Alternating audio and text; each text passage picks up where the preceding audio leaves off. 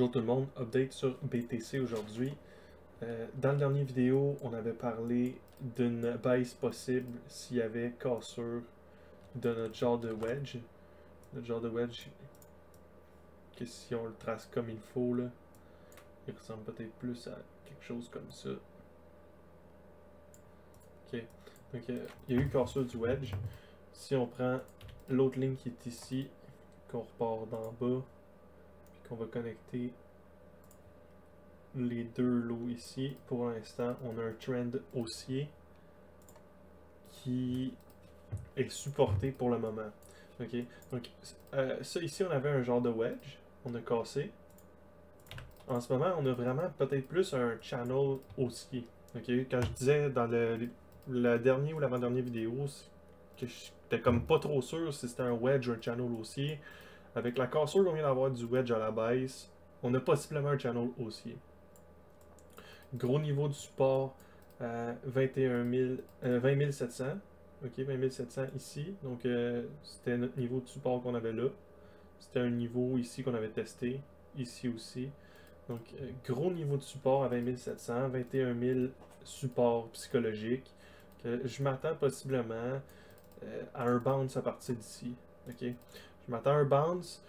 Soit pour faire un genre de ABC puis prolonger notre correction, ou soit pour aller retester le haut de notre canal ici. Okay? Pour aller retester le haut de notre canal ici, ça va prendre une cassure d'une marque établie. La marque établie, ça va être 23 500 ici. Donc, la ligne blanche que je viens de tracer ici, on va la changer, on va la mettre en rose. Comme ça, on va le savoir. On va mettre une grosse ligne. Okay. Si on peut casser la grosse ligne rose qui est là, on devrait aller retester les 25 000 et plus environ.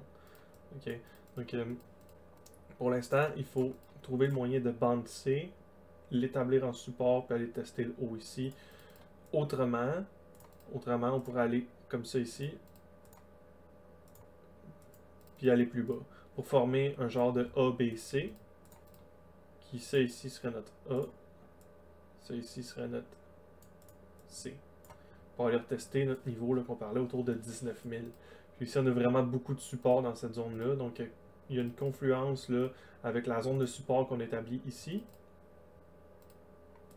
Puis, le niveau possible de la correction qu'on vient d'établir là. OK? Vraiment, une zone de confluence. Okay. Les deux lignes roses, c'est les points à regarder. Puis, reste à savoir qu'est-ce qui va se passer, jusqu'où on va remonter. Mais évidemment, je m'attends à un petit bounce temporaire là, au minimum à partir du point où on est en ce moment, pour la raison simple que on va déterminer si c'est un channel haussier. En ce moment, il y a plein de monde qui pense que c'est un channel haussier, fait qu'ils achètent. Ça pourrait devenir notre B de la ABC. Puis, de l'autre côté, ceux qui pensent que c'est ça, soit qui pensent qu'on va retourner tester en haut là, comment dire ça dans des termes simples. On est sur un support ici qui est support de trend.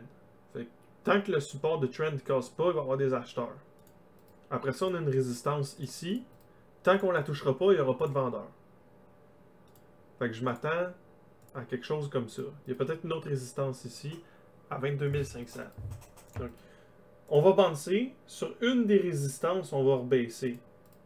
Laquelle? C'est ça la question. La résistance majeure, c'est à 23 500. Donc, je m'attends à ce que d'ici 23 500, on corrige à la baisse. Puis, je m'attends possiblement, si on brise 23 500, à ce qu'on retourne tester le haut du canal qui est là. Puis, ben, dépendamment à laquelle vitesse ça se fait, on pourrait aller retester peut-être un 26 000. OK? Donc, admettons qu'on bande puis qu'on s'en va tester 26 000, 25 000. Donc, ici, zone de résistance majeure. Ici, zone de résistance majeure. Mettons qu'on retourne tester la résistance majeure ici autour de 27 000. Ça se pourrait qu'on ait un genre de mouvement comme ça. Là. OK? Ça se pourrait que dans le court terme, on ait un genre de mouvement comme ça.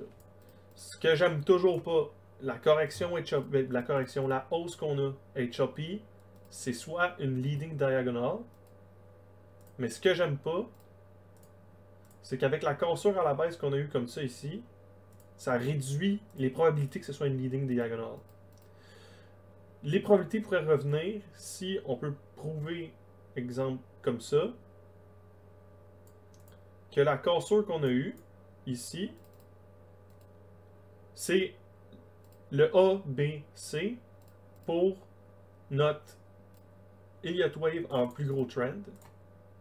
1, 2, 3. Là, on pourrait établir que tout ça ici, c'est notre leading diagonal. Puis qu'on est en train de faire la vague 2. Mais autrement, si on est pour être comme ça, qu'on repart à la hausse, puis qu'on va tester les niveaux ici, je peux pas vraiment parler d'une leading diagonal. OK? Puis si on peut parler vraiment d'une leading diagonal, c'est que ça ici, c'était une vague 4 du Elliott Wave. Dans la C de notre vague 4. Puis qu'il nous resterait une dernière impulsion baissière sur des niveaux de fib 18 000, 15 000, 13 000. OK? Ça serait ça notre dernière impulsion baissière. Que vraiment, le channel qu'on a là, va falloir voir de quel côté qui casse. Il va falloir voir si c'est une leading diagonal ou si c'est un wedge ou si c'est une leading diagonal. On a comme trois possibilités. Leading diagonal, wedge ou un canal haussier qui va casser. Que, ça fait pas mal le tour, je crois. Ça va être pas mal tout pour aujourd'hui. Je vais vous souhaiter une bonne journée.